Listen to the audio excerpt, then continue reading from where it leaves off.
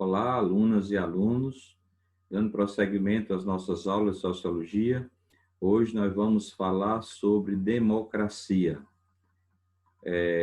Em seguida, nós vamos, dando continuidade, vamos tratar do assunto de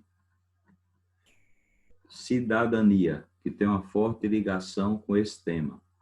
Então, aí vocês têm o tema cidade, cidadania e organização social, distinção entre democracia direta, indireta e representativa. Portanto, vamos ver o que significa democracia. O termo democracia tem origem grega, ou seja, surgiu na Grécia Antiga, podendo ser etimologicamente, quer dizer, de acordo com a origem da palavra, dividido da seguinte maneira: demos, que significa povo, e kratos, que significa poder. Então, a palavra democracia é uma palavra formada desses dois radicais gregos, demos, que significa povo, e kratos, que significa poder. Então, as duas juntas formam a palavra democracia, que significa poder do povo. Em geral, democracia é a prática política de dissolução, de alguma maneira, do poder e das decisões políticas em meio aos cidadãos. Isso é no sentido político, quer dizer, no sentido político, democracia é a prática política de dissolução, de alguma maneira, do poder, quer dizer, dissolução do poder e das decisões políticas em meio aos cidadãos. Então, no sentido político, a democracia significa, digamos assim, tomar decisões no que diz respeito ao poder e também em respeito aos cidadãos. Isso é no sentido político. A origem da democracia, vamos ver. A democracia ocidental tem origem em Atenas, na Grécia clássica, né? Na Grécia Antiga. Os gregos antigos criaram a ideia de cidadania, que se estendia àquele que é considerado cidadão e poderia, portanto, exercer o seu poder de participar da política da cidade. Então, era uma tradição grega os gregos se reunirem em praça pública para tomar as suas decisões. A Grécia é um país formado por inúmeras ilhas e cada ilha representa praticamente um estado. Dentro de cada ilha tem, digamos, várias cidades e eles costumavam se reunir em praça pública para decidir as questões de governo. Então, por isso que a Grécia é considerada o berço da democracia.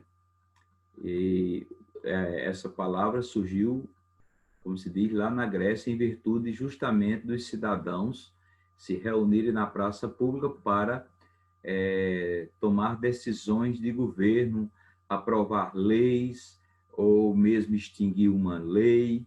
Então, eles se reuniam para discutir os problemas políticos que diziam respeito a eles. Então, a democracia grega era restrita, ou seja, era resumida. E essa ideia começou a mudar a partir da Revolução Francesa e do Iluminismo moderno, que, por meio do republicanismo, passaram a advogar por uma participação política de todas as classes sociais, porque a Grécia, apesar de debater publicamente os problemas políticos e os problemas sociais, mas, por exemplo, muitos que não tinham condições econômicas não participavam das decisões políticas, só mesmo aquela minoria que pertencia à classe mais alta e então à classe média. E algumas categorias nem participavam, como, por exemplo, a mulher. A mulher não tinha nenhuma decisão na democracia grega. Então, ela era restrita por isso. com a Revolução Francesa, é onde foi eliminado o absolutismo do rei, que o rei concentrava todos os poderes em suas mãos. Então, a Revolução Francesa pôs abaixo esse poderio do rei e instalou um poder republicano, ou seja, em que as pessoas passariam a votar, a escolher seu governante e a votar temporariamente nesses governantes, ou seja, a partir de determinado tempo, o povo ia novamente às urnas para escolher o novo governante. Então, isso é o que se chama república, que é o sistema que nós temos aqui no Brasil. Então, a Revolução Francesa e o Iluminismo moderno, que foi, como se diz, o Iluminismo surgiu baseado nas ideias, predominância da razão do homem sobre as coisas. Então, foi aí que se pensou num regime mais moderno em que o povo pudesse participar através do voto, do debate e das discussões. E a partir daí surgiu o Estado republicano, em que as pessoas escolhem os seus governantes, os seus representantes. Ainda na modernidade, apesar de avanços políticos e de uma ampliação do conceito de democracia, as mulheres não tinham acesso a qualquer tipo de participação democrática ativa nos países republicanos. Quer dizer, veja que mesmo na república em que as pessoas, os cidadãos, de um modo geral, têm o direito de votar, de escolher os seus representantes, de escolher os governantes, mesmo assim, as mulheres passaram a votar há bem pouco tempo. No Brasil mesmo, a mulher passou a votar em 1934, a partir da Constituição de 34, que foi uma Constituição bastante democrática, que a mulher no Brasil passou a ter o direito ao voto. Fato que somente começou a ser revisto com a explosão do movimento feminista das sufragistas.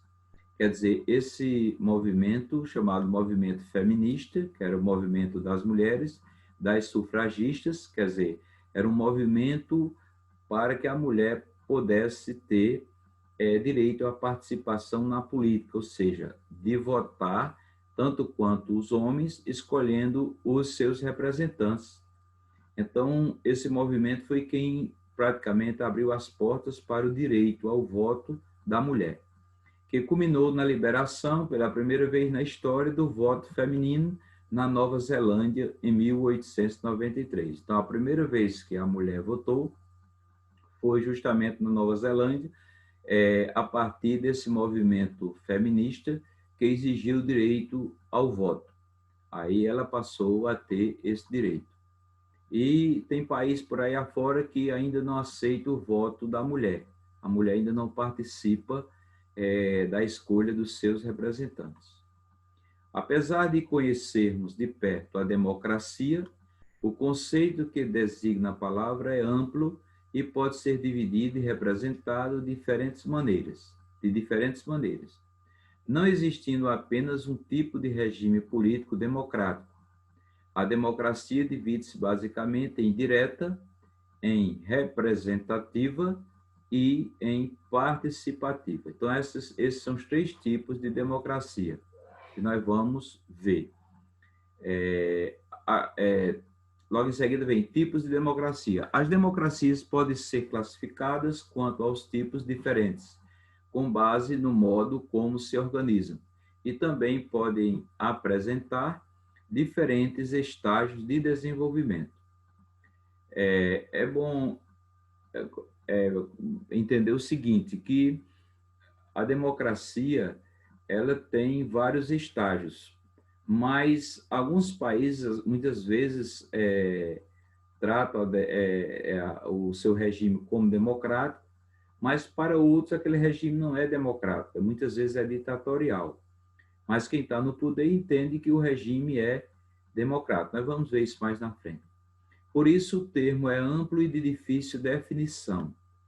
Quer dizer, justamente, ele é de difícil definição, porque cada país tem um modo próprio de praticar a democracia, não são iguais, no exercício democrático, quer dizer, difere de um país para outro, e por isso que é muito difícil a definição de democracia, porque às vezes quem apoia o governo entende que o governo é democrático, e às vezes quem é contra o governo diz que o governo é ditatorial, ele não é democrático.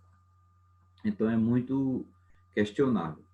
Pois o simples ato de dizer que a democracia é o poder do povo, ou de associar a democracia à prática de eleições, não define o conceito em sua totalidade. Quer dizer, não é só o fato de dizer que democracia é o poder do povo, quer dizer, o poder que o povo tem de escolher os seus governantes, e também associá-la à prática de eleições, quer dizer, não é, democracia não só é esse fato de escolher as pessoas para nos representar e participar das eleições. Ela é muito mais profunda, é isso que nós vamos ver.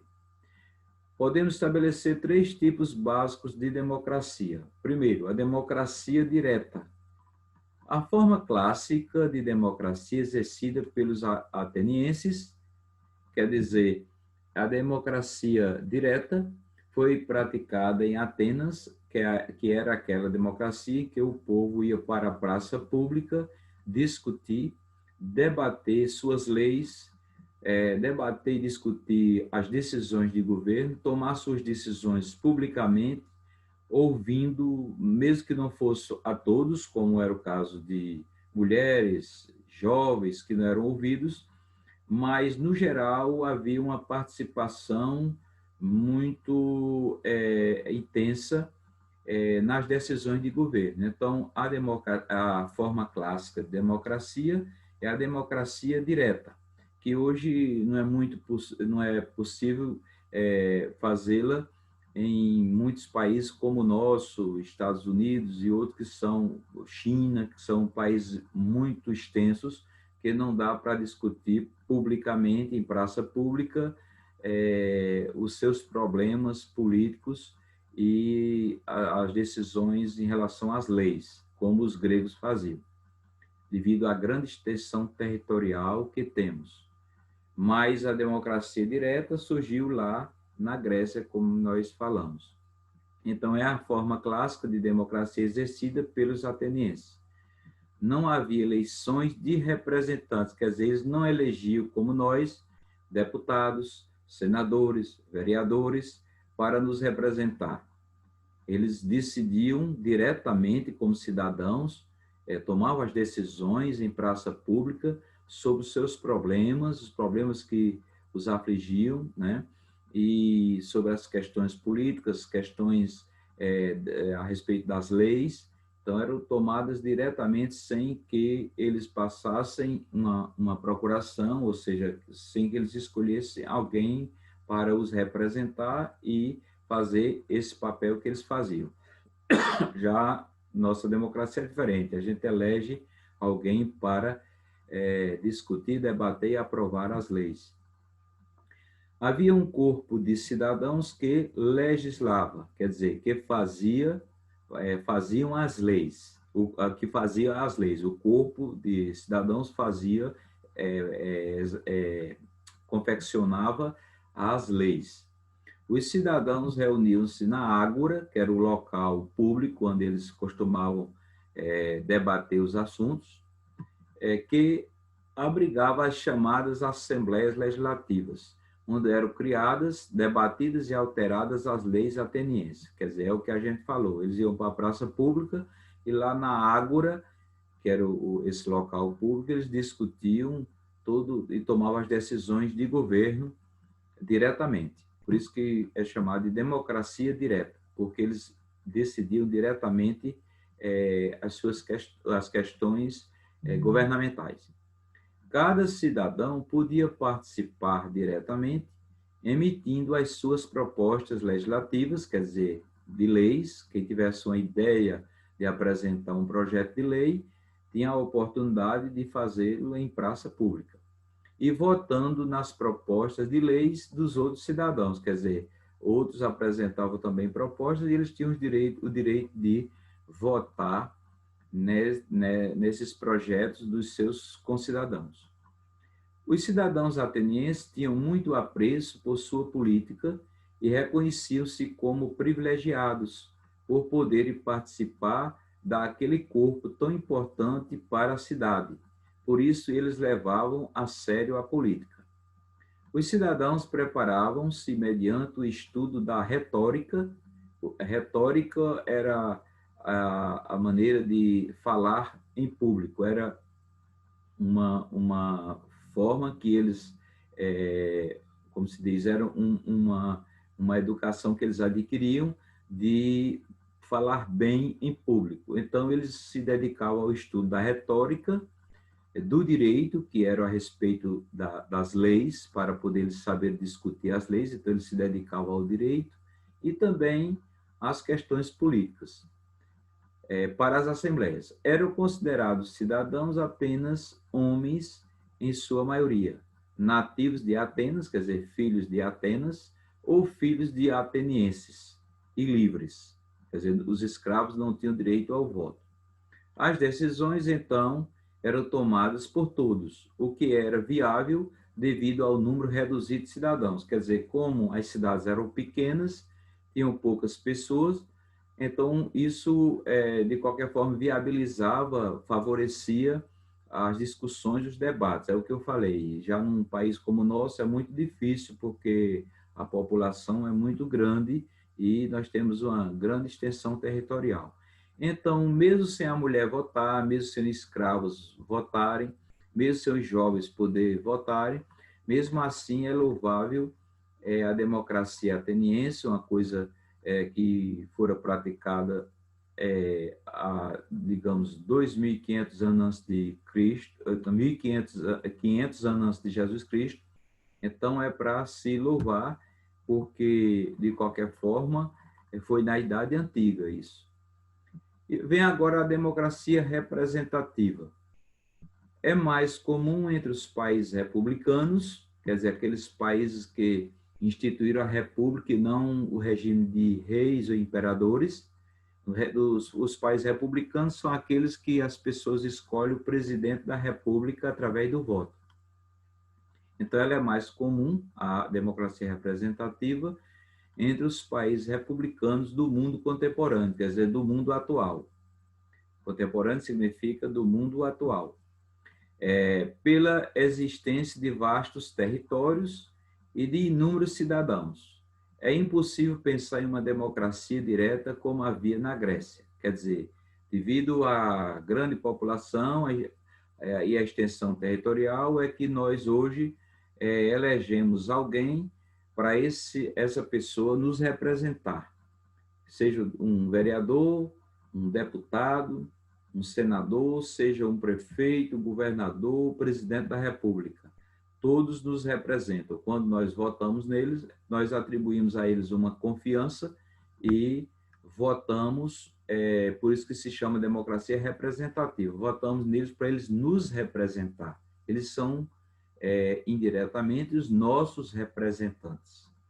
Então, as democracias representativas são regidas por constituições que estabelecem um Estado democrático de direito. Quer dizer, onde se tem um regime democrático, normalmente tem uma Constituição feita com a participação do povo, e nessa Constituição, que inclusive é a maior lei do país, a Constituição em qualquer país do mundo é considerada a maior lei do país, ela tem que ser obedecida, e onde tem, na verdade, democracia, em que o povo tem o direito de escolher os seus representantes, lá na Constituição tem os artigos dizendo como escolher esses representantes. Então, como a Constituição é a lei maior, ela trata justamente dessas questões, dando direito ao povo de escolher os seus representantes para as câmaras ou para o Senado e para os governos, prefeitos, governadores, presidentes. E, normalmente, é estabelecido um Estado democrático de direito. Só existe democracia onde existe Estado democrático de direito. O próprio nome já está dizendo. É o Estado democrático, em que o povo tem o direito à participação, por isso que é Estado democrático, e de direito, porque deve respeitar as leis. Então, nós amadurecemos muito durante, digamos, os séculos. O Brasil vem amadurecendo, mas falta muito ainda para chegar àquilo que nós desejamos. Apesar que na Constituição, nossa Constituição de 1988, lá está contido, lá está escrito que nós temos um Estado democrático de direito, mas na prática ainda falta muito para atingir esse Estado democrático de direito. Vai depender do cidadão cada vez mais se conscientizar através do estudo e cobrar a prática democrática, o amadurecimento democrático e o respeito às leis. Nessas organizações políticas, todo cidadão é considerado igual perante a lei. Quer dizer, na própria Constituição está escrito lá que todo cidadão é considerado igual perante a lei. Mas essa igualdade aí que se fala não é igualdade material, não é no sentido de condição econômica todo mundo ser igual. É a igualdade de oportunidade. Se um rico tem o direito de fazer um concurso, o pobre também tem o mesmo direito. Então, são direitos que não pode haver nenhuma distinção. Então, o direito de oportunidade, igualdade de oportunidade. Então, todos são iguais perante a lei nesse sentido, não é a igualdade material. E todo ser humano é considerado cidadão. De acordo com a Constituição, todo ser humano, independente da sua condição econômica, da sua condição social, é considerado cidadão. Não pode haver desrespeito à Constituição, quer dizer, todos, cidadãos e governantes, cidadãos e representantes eleitos, não importa se é vereador, deputado, senador, não importa se é prefeito, governador ou presidente, todos ou mesmo membros da justiça, juízes, têm que obedecer à Constituição, apesar que há quem desrespeita a Constituição. Eles sabem muito bem que estão desrespeitando. Então, é isso que, quando eu falei em amadurecimento, com o tempo nós podemos avançar quando o país tiver um nível de educação mais elevado, que as pessoas possam exercer bem a cidadania, cobrando seus governantes, exigindo o cumprimento das leis da Constituição. A Constituição é muito boa, tem muitos artigos bons que favorecem o cidadão. Aliás, tem mais que favorece ao cidadão do que favoreçam ao Estado. Tem mais artigos favorecendo ao cidadão do que mesmo ao Estado. Agora, é preciso que o cidadão estude, tome conhecimento do que tem na Constituição e passe a ter a Constituição como uma Bíblia, que ele possa ler constantemente os seus artigos e cobrar dos seus representantes aquilo que está na Constituição. Aí é onde a gente pode ter um país promissor, um país mais diferente no futuro. Vai depender das próximas gerações. Que é a Carta Maior de Direitos e Deveres do país. Quer dizer, a Constituição é a Carta Maior de Direitos e Deveres do país. Lá tem os direitos e tem os deveres dos cidadãos em geral e tem os direitos e deveres daqueles que nos representam, dos governantes. Então, todos são obrigados a cumprir o que tem na nossa lei maior, na nossa Constituição. E os cidadãos elegem representantes que vão legislar e governar em seu nome, sendo representantes do poder popular, dos poderes executivo e legislativo. Quer dizer, quem representa o poder executivo no Brasil é o prefeito no município, é o governador no estado e é o presidente da República no país. O legislativo, quem representa o poder legislativo, que é o poder que faz as leis, no município é o vereador, no estado é o deputado estadual e a nível federal é o deputado federal e o senador. Então, cada um tem um papel a cumprir em nome daqueles que votam neles, em nome do cidadão. A vantagem desse tipo de organização política é a execuibilidade, ou seja, é poder executar as leis, é poder executar as atividades, as ações administrativas, porque a organização política favorece. A gente elege um governante e ele vai fazer algo, apesar de, mesmo que cometa corrupção, mesmo que não faça muitas vezes boas leis, mas também pratica outras ações que favorecem a população de alguma forma.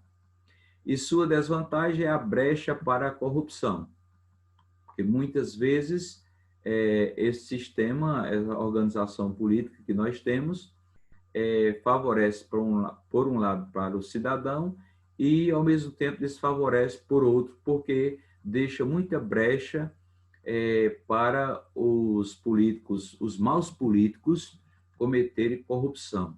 E corrupção significa enganar o povo, porque o povo atribui a confiança a alguém através do voto para que esse alguém o represente, e quando chega lá ele vai cometer o enriquecimento ilícito, ou seja, vai desviar o dinheiro que podia ser aplicado nas políticas públicas de saúde, de educação, de segurança pública, de alimentação, de habitação, construção de casa popular.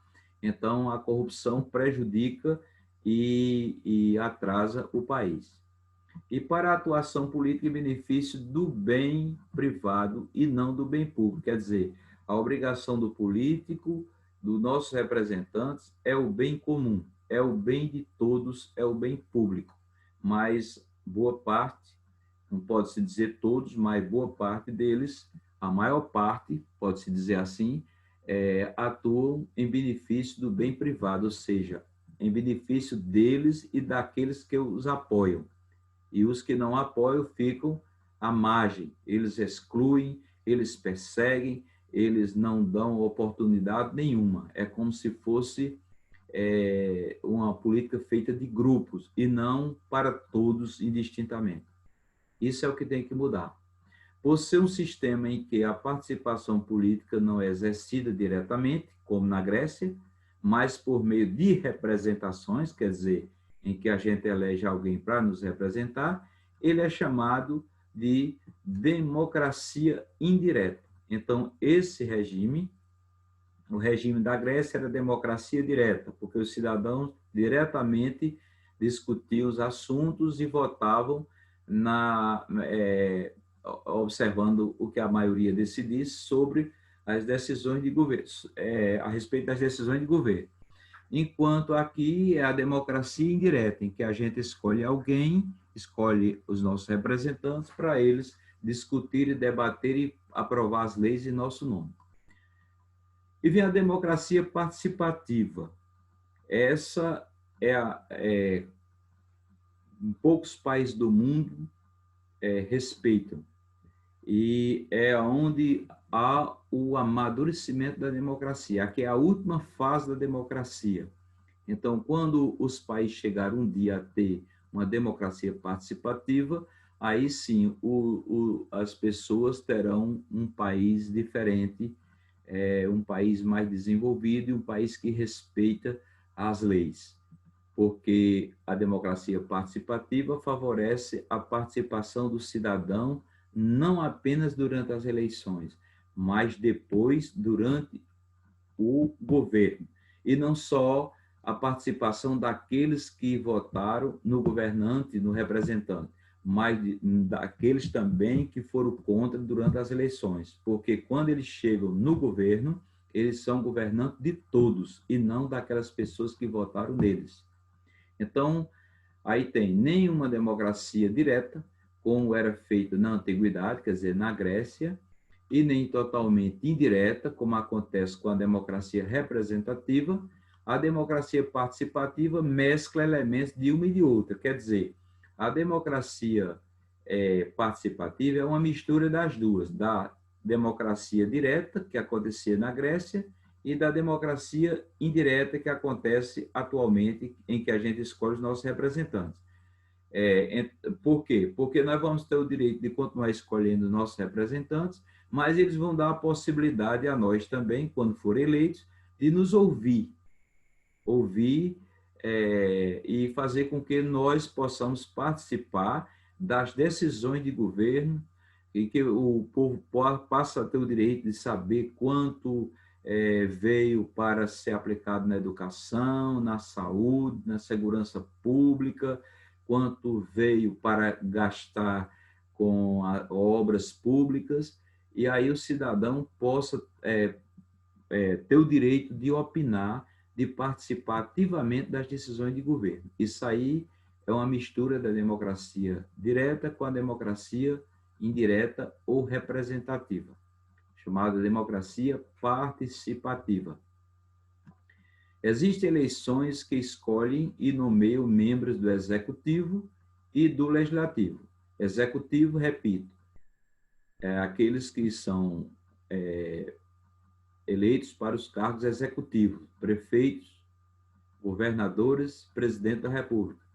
E aqueles do legislativo que são eleitos para fazer as leis. Por isso que o nome legislativo. Legis quer dizer lei, leis.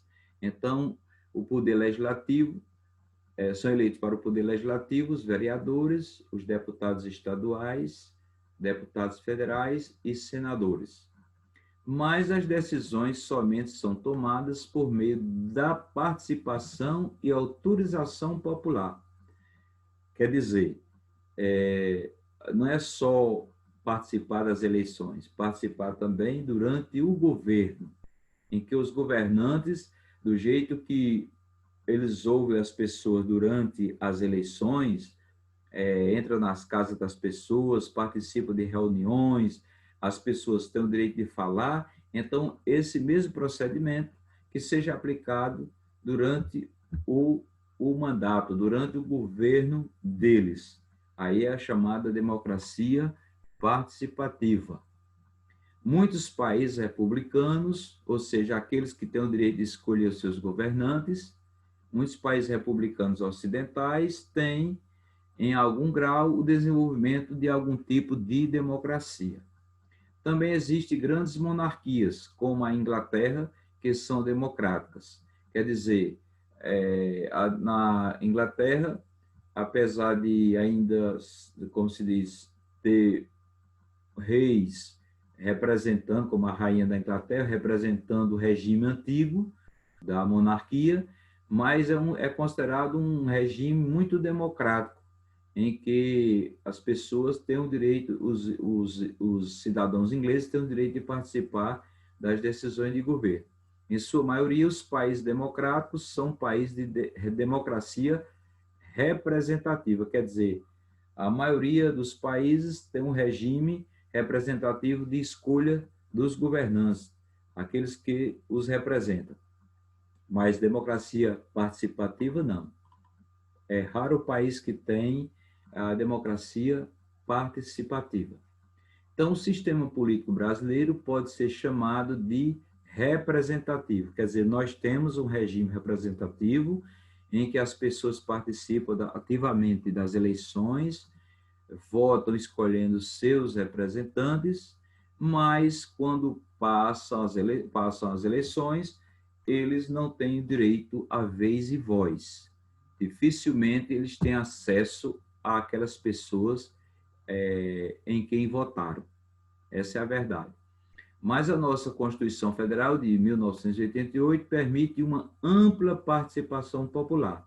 Lá tem instrumentos lá na Constituição que dá a possibilidade de o cidadão participar ativamente da política, das decisões de governo, aliás, que caso fosse efetivamente aplicada, poderia colocar-nos no patamar de democracia participativa. Quer dizer, se fosse colocado em prática o que está contido na Constituição, o que está escrito na Constituição, nós teríamos, com certeza, a prática, o exercício democrático de forma participativa.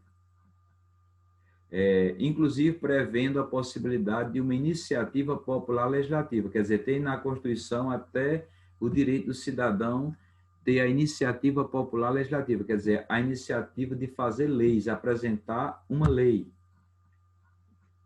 Então, se muitas pessoas se reúnem, podem assinar um projeto de lei e apresentar, e esse projeto de lei é obrigado a ser aprovado. É uma forma de o próprio povo criar uma lei diretamente. Então, isso tem na Constituição. Um bom exemplo de país que exerce democracia participativa é a Suíça. A Suíça é um país pequeno, mas é um país que respeita muito as leis e que lá a democracia participativa é muito intensa. O povo não só elege os seus representantes, como depois os representantes discutem com o povo abertamente as suas decisões de governo. Agora vem a democracia moderna, que não é quase o que a gente falou, só que com mais acréscimo de alguma coisa. Os ideais de liberdade, igualdade e fraternidade, esses três ideais que surgiram com a Revolução Francesa, são fortes símbolos da democracia moderna, que nasce ao mesmo tempo com o republicanismo. Quer dizer, não há democracia sem liberdade, não há democracia sem igualdade, igualdade de oportunidade para todos, independente da condição econômica e social, e também com que haja fraternidade entre os seus cidadãos. Esses três princípios surgiram com a Revolução Francesa. A Revolução Francesa foi feita com base nesses três princípios. Então, um país que se diz democrático tem que respeitar esses princípios como forma de dar possibilidade ao cidadão de ter liberdade, igualdade e fraternidade. Porém, vale lembrar que república e democracia não são sinônimos, porque república é o direito que dá de mudar os governantes, de 4 em 4 anos ou de 5 em 5 anos. Cada país tem o número de anos para se mudar os governantes, para o povo ter o direito de escolher se quer que continue aqueles que estão no governo ou quer mudar. Isso é o que se chama república, é a forma de governo em que as pessoas têm o direito de escolha através do voto. Já a democracia é o direito à participação, em que as pessoas os cidadãos têm o direito de não só escolher os governantes, mas também de opinar, de falar, de criticar, como se diz, contrariar, de criticar os erros do governo. Então, não se confunde república e democracia. São dois sinônimos, são duas palavras que não são sinônimos, são antônimos, são diferentes uma da outra. O significado de uma é diferente do significado da outra. Então, a democracia moderna prevê a criação de um Estado de direito, quer dizer, um Estado que respeite as leis. Hoje, a democracia, quando a gente diz democracia moderna, está dizendo a democracia atual no mundo, não só no Brasil, como em todo o mundo. Ela prevê a criação de um Estado de direito, em que o Estado de direito é o Estado em que o país tenha boas leis e que essas leis favoreçam cada vez mais a população. São leis que venham a ajudar o cidadão a melhorar suas condições de vida, onde todos são, a princípio, livres e iguais, não importando a origem, a classe social, a cor, a religião. Quer dizer, que todos possam participar, independente da condição social e econômica, das decisões de governo, todos sejam ouvidos, todos sejam respeitados. Isso é o que se fala em Estado de Direito, é o Estado que respeita as leis. Aliás, o Estado democrático deve ser laico. O que significa isso? Laico é o Estado sem religião. O Estado deve ser neutro. Mesmo que alguém professe uma fé, mas chegando no governo, ele pode até praticar a religião dele nos finais de semana, no horário que ele como se diz, à parte do momento que ele está tomando decisões de governo, para não confundir religião e política, porque não assim há uma tendência do grupo que estiver no poder vai proteger, vai favorecer aqueles que são ligados à sua religião. Então, para evitar isso, que se criou na Constituição o Estado laico, porque se o Estado é dirigido por católicos, não vai favorecer só os católicos. Amanhã, se for por um evangélico, também daquele evangélico não pode favorecer os evangélicos, por isso, porque o poder pertence a todos e não a determinada religião. Então, o Estado brasileiro é um Estado laico. Democracia e ditadura, qual é a diferença? O que é democracia e o que é ditadura? São termos opostos. Não é o simples fato de haver escolha política em um país, ou seja, através de eleição, que o torna automaticamente uma democracia. Quer dizer, não é só o direito de escolher os cidadãos que se pode dizer que um país é democrático, porque essa eleição pode ser também comprada, essa eleição pode ser fraudada, pode haver uma série de coisas para a manutenção daqueles que estão no poder. Então, há uma diferença entre um país verdadeiro democrático. O país democrático é aquele que as eleições são às claras, as eleições são feitas de uma forma em que todos possam participar e escolher livremente os seus representantes, sem qualquer tipo de fraude, qualquer tipo de compra de votos, qualquer tipo de coisa que venha a favorecer aqueles que já estão no poder ou aqueles mesmos que querem ir para o poder. Então, não é só simplesmente votar, o direito de votar que significa que um país é democrático, de jeito nenhum. Muitas ditaduras permitem eleições para que o processo político pareça mais legítimo. Quer dizer, eles fazem as eleições, mas criam meios que as pessoas votem naqueles que estão no poder e eles continuam no poder por anos e mais anos. Quer dizer, um tipo de ditadura disfarçada. Então, a ausência de participação popular, quer dizer, de participação do povo nas eleições, na política, e outros fatores, pode denominar o que chamamos de ditadura. Quer dizer, ditadura é quando quem está no poder dita regras rígidas, principalmente contra aqueles que não concordam com eles, e aí eles agem usando muitas vezes a força policial para, como se diz, conter os que não concordam com as atitudes, as ações de governo. Para ser considerado efetivamente uma democracia, um país deve conter, entre outras coisas, primeiro, o direito à liberdade de expressão e de imprensa. Quer dizer, não há democracia sem uma imprensa livre, que possa denunciar as ações dos governantes, seja de que partido for. Seja de que partido for. E o direito à liberdade de expressão, que cada um possa dizer abertamente o que pensa a respeito do governo, desde que respeite a vida pessoal de cada pessoa, principalmente daqueles que estão no governo.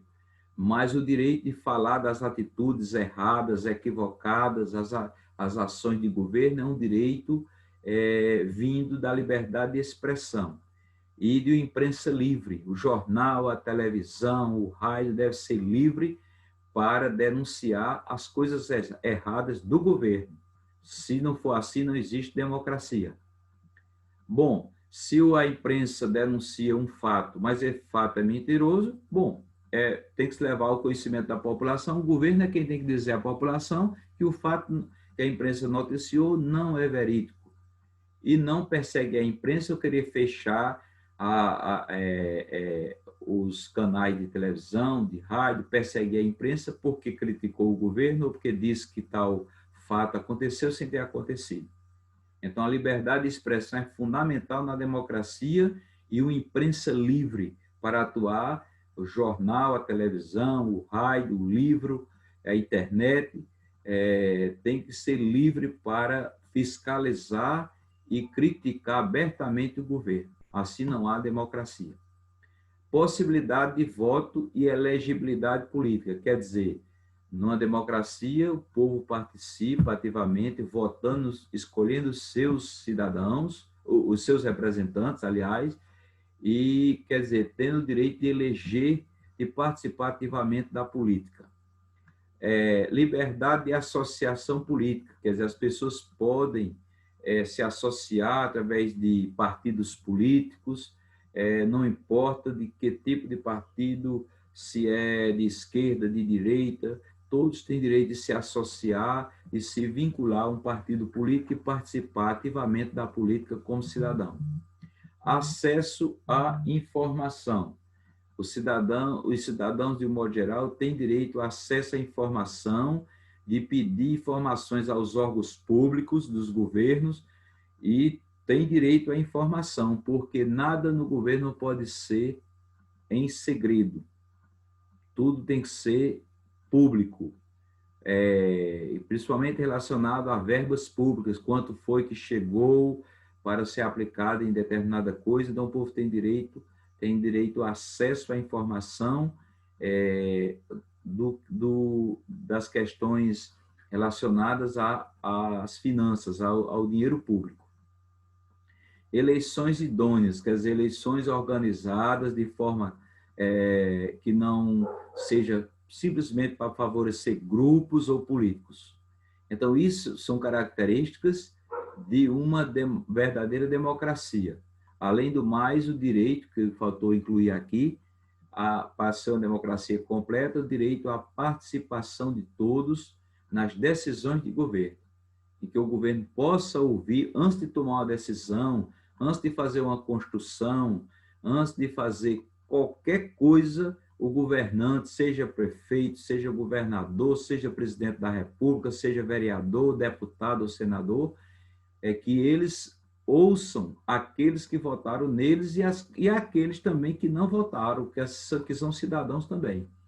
Então, para ter uma democracia madura e verdadeira, que nós estamos longe ainda, essa é a realidade, tem que ter essas características aqui, mais o direito de participação popular, o direito do povo participar das decisões de governo. Quando um Estado democrático de direito, quer dizer, um Estado em que seja democrático, dê o direito de todos participarem, de escolher seus representantes e também de respeitar as leis, representado pela Constituição, quer dizer, que a Constituição seja uma lei em que favoreça o cidadão e que o Estado, o país, também respeite o que está na Constituição para ajudar o cidadão a melhorar suas condições de vida, por algum motivo suspenso, interrompido ou deixado de lado. Podemos dizer que há a formação de um estado de exceção, que é uma das características de uma ditadura. Quer dizer, se não se respeita a Constituição, se o Estado não é um Estado democrático de direito, é chamado estado de exceção ou ditadura. Essa é a realidade. Estado de exceção é aquele Estado que é diferente, ele é uma exceção, ele é ditatorial. O governante quer, como se diz, governar de acordo com sua vontade. É o que ele pensa, do jeito que ele pensa, e ele quer, como se diz, agir de acordo com sua vontade, sem respeitar a Constituição, sem respeitar as leis, sem respeitar a justiça, sem respeitar os representantes, os outros representantes do povo, que são os deputados, senadores. Então, ele quer governar por conta própria. Isso aí é a ditadura. Então, não se pode falar em regime democrático quando o governante, o presidente da República, o prefeito ou o governador, quer passar por cima de tudo e de todos. Ele tem que ter o senso democrático, ele tem que, como se diz, conviver bem com a justiça, conviver bem com a Câmara que foi eleita pelo povo, com o Senado que foi eleito pelo povo, ele tem que conviver bem com o cidadão, ele tem que procurar criar leis que favoreçam o cidadão, leis que venham favorecer a educação, a saúde, a segurança, e não querer impor sua vontade a qualquer custo, porque, caso contrário, se ele faz isso, é ditadura, não é regime democrático. É normal que haja discordância dentro de um regime democrático, mas deve haver também respeito mútuo por todas as partes que respeitam a democracia. E deve haver uma tentativa de construir-se um projeto comum com base na discordância. A democracia, na verdade, é mesmo a discordância. Não, a democracia não é uma coisinha bonitinha, todo mundo calado, aprovando o que o governante faz. Não, é discordando mesmo que se dá a democracia. E é nessa discordância que deve haver o respeito dos outros. Uns respeitando a discordância do outro. O outro não é obrigado a pensar igual a quem quer que seja. Então, a democracia se dá quando há divergência, quando há discussões, quando não se concorda, mas se respeitam. Aí é democracia. Caso contrário, não se pode falar em democracia. Democracia não é todo mundo caladinho e aprovar pela maioria, não. É mesmo tendo o direito de falar e de dizer que não concorda, que tal coisa está errada, que isso pode acontecer tal coisa. E, quer dizer, o direito de falar é o direito de se contrapor e de não, como se diz, seguir por ali. Então, democracia é isso. E todo mundo respeitando todo mundo. A partir do momento em que setores autoritários, quer dizer, aqueles setores que são prepotentes, que só impera a vontade deles, que não tem um senso democrático, não respeitam os seus adversários, tem-se início um processo de ódio contra a democracia, quer dizer, a ditadura.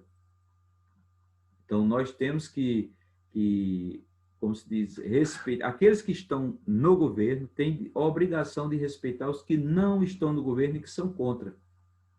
Ser contra é um direito de todos. O cidadão não é obrigado a concordar com quem está no governo. Então, é um direito que assiste a cada cidadão. Hoje eu estou de acordo com o governo, amanhã posso não estar. Ou então, ao contrário. Mas é um direito que todos têm de discordar. E essa discordância é onde está o amadurecimento da democracia, em que todos possam discordar um do outro, mas convivendo com muita maturidade o regime democrático, que pede o fim dela para que o adversário e a sua posição política sejam eliminados.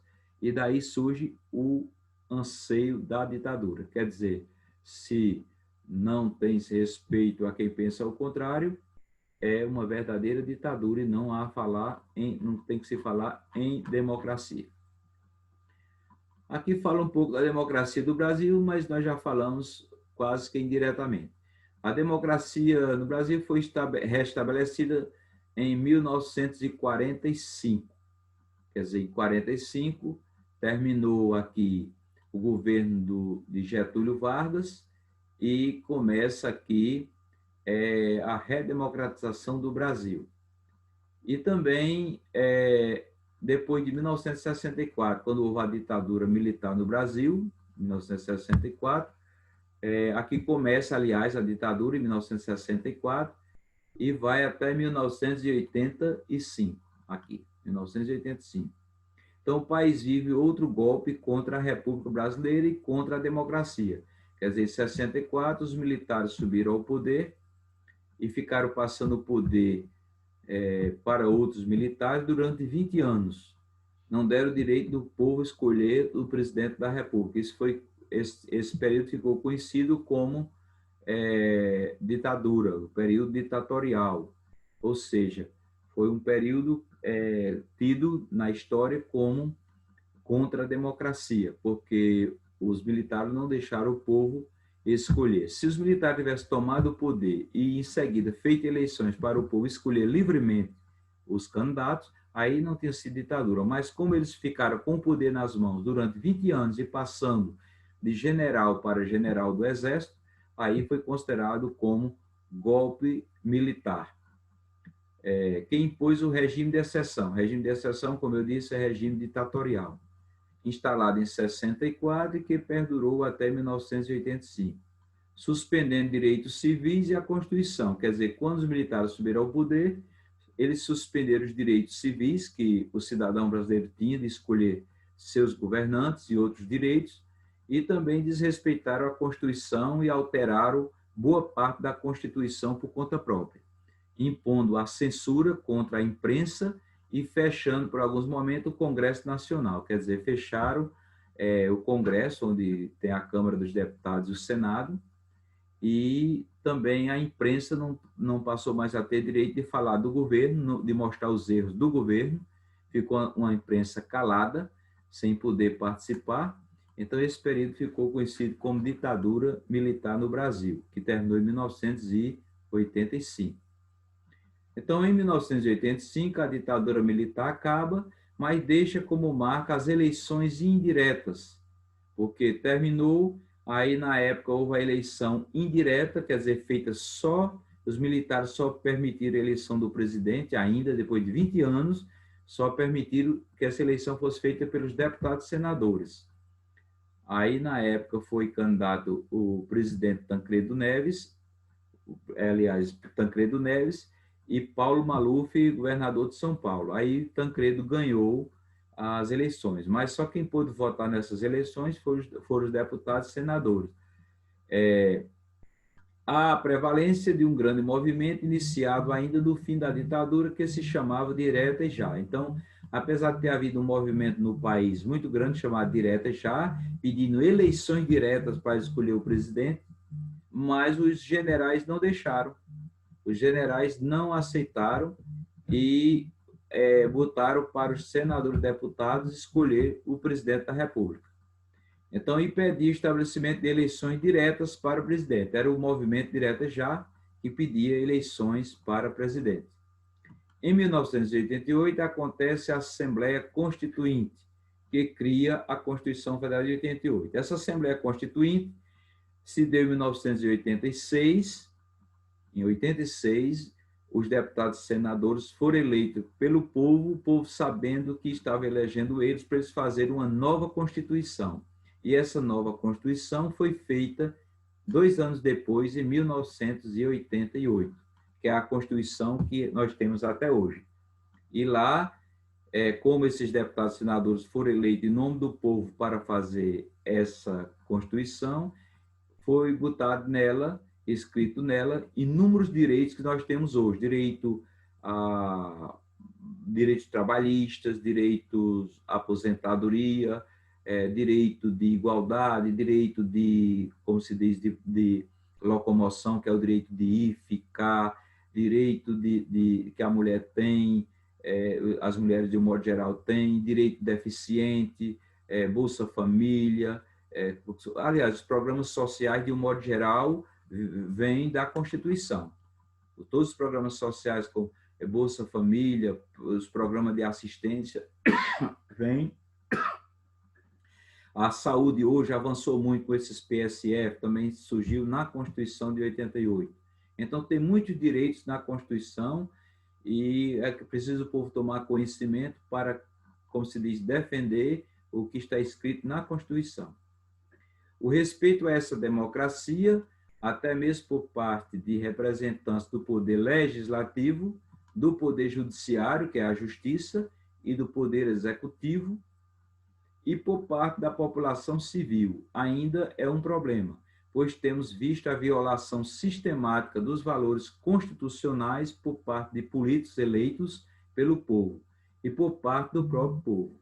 Em meio a altos e baixos, a democracia brasileira segue oscilando, quer dizer, avança, volta, atrasa, porque é preciso as pessoas tomarem conhecimento dos seus direitos na Constituição para cobrar cada vez mais dos governantes. Aqui, nesse parágrafo, quer dizer que há constante violação sistêmica dos valores constitucionais, quer dizer, violação por parte daqueles que a gente elege essas pessoas para nos representar e elas continuam desrespeitando a Constituição, praticando corrupção, desviando dinheiro e, como se diz, fazendo verdadeiros descasos, às vezes começa uma obra pública, não termina, isso é prejuízo para o povo. Bom, eu acho que ficou mais ou menos esclarecido o que significa democracia, vimos o que é democracia direta, democracia indireta, democracia participativa, democracia moderna e democracia no Brasil. Espero que todos tenham entendido, compreendido o conteúdo, e na próxima semana estarei mandando a atividade correspondente. Então, um forte abraço para todos e até a próxima aula.